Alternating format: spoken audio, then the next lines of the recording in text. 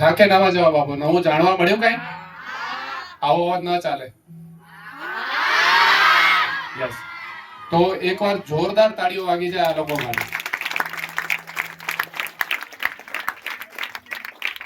આજે ગણિતનો વિષય હતો, કંટાળો આવ્યો નહીં? તો આ જ ખૂબી છે આ ક્લબની.